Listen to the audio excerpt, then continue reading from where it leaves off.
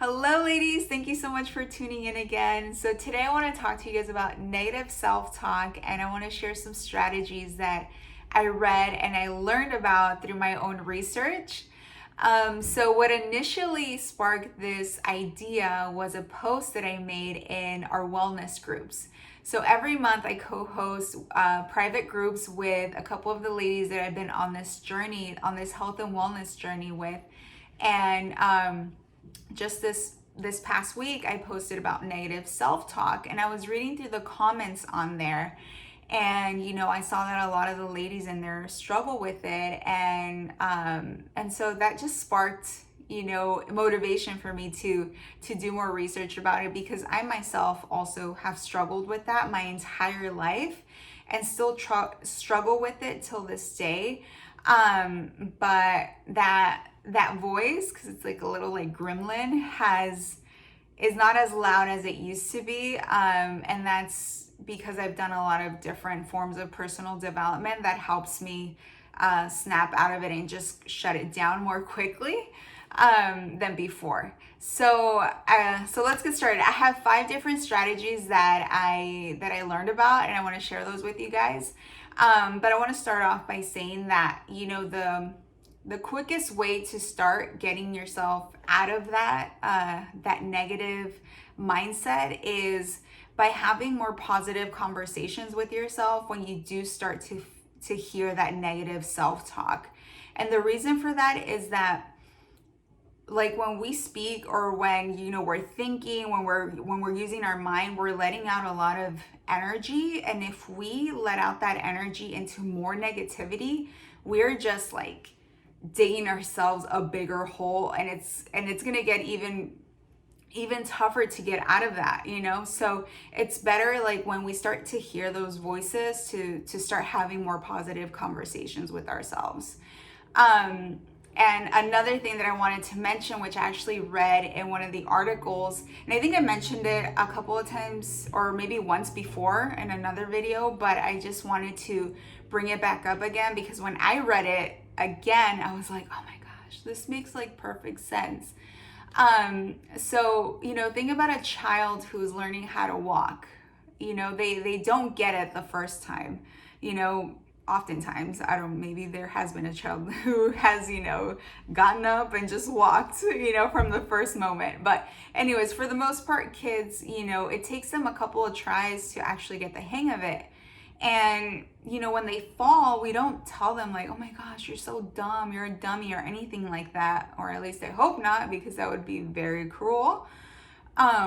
We don't do that. We encourage them. We let them know they're okay, and to try again and again and again, and we do it with like loving kindness, and we deserve to give ourselves that same level of love and kindness, when we do make mistakes, when we do have doubts, when we're afraid, treat ourselves the same way we would treat a child, learning how to walk. And so I just wanted to bring that back up, because it's so true. Like, we forget to be that same way with ourselves, so anyways, let's get started. The first strategy I want to share, and if you see me looking away, I'm looking at my notes, is be aware you have an inner critic. So this inner critic it's not you. It is something that was born out of different experiences that you've been through in life. So just realize that and be conscious of that it is not who you are. Whatever it's saying to you, whatever doubts it's trying to make you believe in, whatever fear, whatever thoughts of worthlessness, like, it is not you. It is just something that was born out of experiences that you've actually have survived. So remember that you have gone through these experiences and you're still here. So that says a lot about you. And remember that. And there's this exercise that I actually read in, let me just get this, from Psychology Today. I read it in Psychology Today that suggests to create a critic log. So what that is just using like 2 to 3 words of what the situation was, and then what the verbiage you use, the criticism that you said to yourself because of that situation. So some of the examples that they use in there is, like, say the situation is you got up late and then the criticism was, I'm lazy, I'm so lazy. Or say, you had a meeting with your boss and maybe it didn't go so well, you say, I'm a bad employee. Or you snap at your mom. I know, I've done that a couple of times. And you just start thinking like, I'm a terrible daughter. And I have thought that, when I had gotten frustrated, or usually it's something, well, when I did snap at my mom, it was because of other things, but like when things build up, it just, you just express yourself to the wrong person.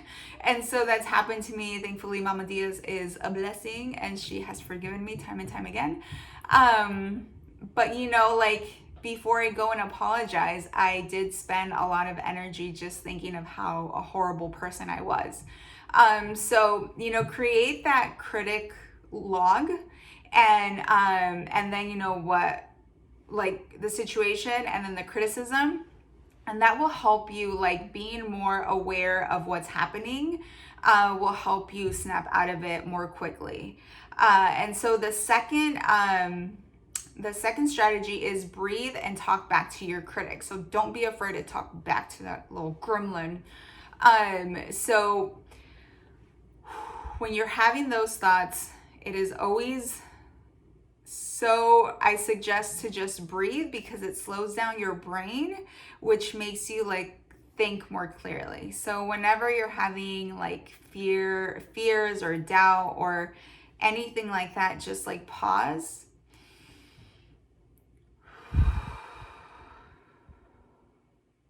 and breathe, and then don't be afraid to talk back to it. Tell it how much of a liar it is. Tell it that you ain't got time for it, because you only have time to be your best self and to live your best life. Because if it has the balls to like try and invade your space with all these lies, then don't be afraid to talk back to it and tell it to shut up. Okay, so that is strategy number 2. The third one is replace the critic by making deliberate efforts to notice the good things about yourself. So that is basically fighting back the critic with actual facts, actual things that you have, like actual greatness that you are, things that you have accomplished in your life, things, and it could be anything. It doesn't have to be something spectacular or grand. Anything that you are proud of, use that to fight back and tell the critic, look, these are the facts. Whatever you are telling me, those are lies, So don't be afraid to fight back with actual facts. And then strategy number 4 is surround yourself with positivity. I love this one because it works so well.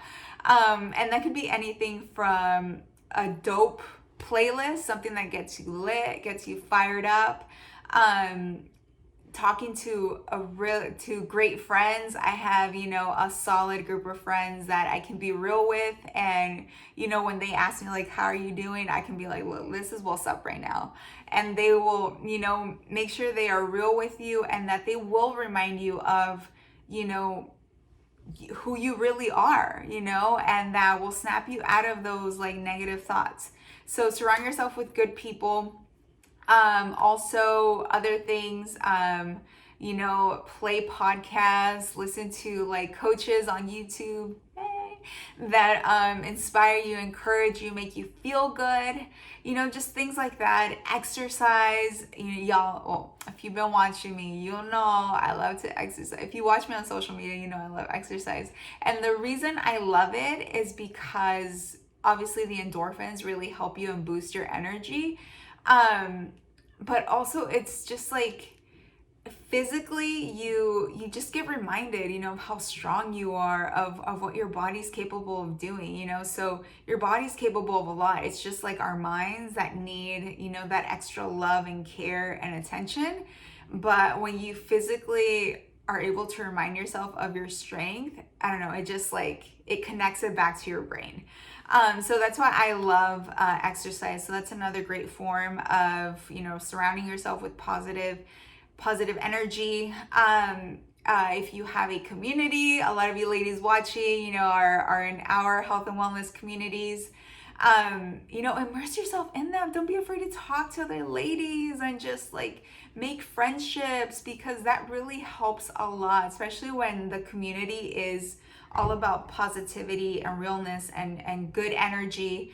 I know for me, like when I'm not feeling all that great, I'm like, you know what? I know where to go to. I go into our groups and I look at you ladies killing it, and that really pumps me up. I'm like, if they can do it, I can do it. And it reminds me, of like, all right, you got to keep going, girl, and also like showing love to other people. Like I feed off of, like showing love to others. And especially if other people are being real and they're like, you know what, I really wanted to just like sit down today. I wasn't feeling all that great. Yeah, I was having these negative emotions, but I pushed myself, and I'm like, yes, girl, yes. Like, I'm so proud of you for doing that for yourself and pushing through. Like, that really fuels me, So things like that. So surround yourself with positivity. And then the last thing is build a routine. And that is so crucial, because negativity will try to steer you in the opposite direction that you want to go. So when you have a routine, it will at least get you going and keep you going. Even if you start off your day not feeling so great, at least you have something to follow to keep you going, and eventually it will snap you out of those negative emotions. So for example, like for me, I have some days where I wake up and I'm like, yes, like ready to live my best life, like having the best day ever. And then like literally it happened the next day and I'm just like, I don't know what's happening. Like I'm low vibing today and I don't know why. Like, what is this?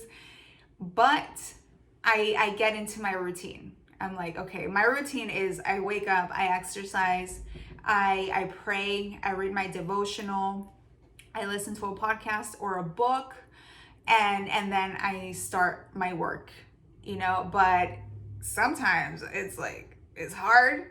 It's hard because I don't have the motivation in the morning, but I still get into my routine because it's so like, it's what I've been doing for so long. So it's just a habit now, and it really helps me. Even if it takes me until noon, it gets me to just keep going. Just go. And then the next day it's a better day, so definitely it's important to have a routine that you can rely on, on your good days and on your bad days.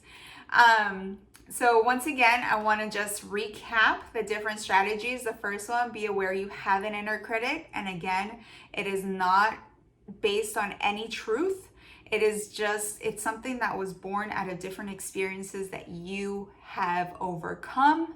So remember how much that shows of who you actually are. So don't believe the lies that this critic is trying to feed you. And then a good exercise to do whenever you do have these, and do it maybe for a week. Try it for a week. Create a critic log and write down the situation and then what the criticism is, so you can just be aware of what's happening. And then reaffirm yourself with like positive affirmations, that will kill that lie that critic is trying to feed you. And then the second one is breathe. Which is something I need to do right now. Breathe and talk back to your critic. So don't be afraid to stand up to your critic. And breathing exercises help a lot because they like slow down your heart rate and make you think more clearly. And then the third one is replace the critic with actual facts, things that really show who you are as a person, not these lies again that this critic is trying to feed you. So you could go back to experiences that you've overcome in the past, think about the dreams that you have, like positive things, and that affirm you of your true greatness.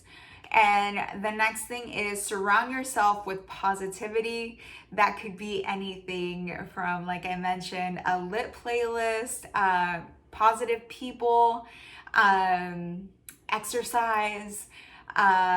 What was the other thing I mentioned? Podcasts, YouTube videos that are all about positivity, encouragement, motivation, things like that. Surround yourself by it. Communities. And then the last thing is build a routine that you can do daily, to help get you going and keep you going. So those are the 5 different strategies that I learned during doing this research. And I just want to remind you that this critic, again, is something that was born out of different experiences that you've had in your life. And just remember that God created you and God does not make mistakes. So with that, I leave you guys. Have an amazing week ahead, and I will talk to you guys next time. Bye.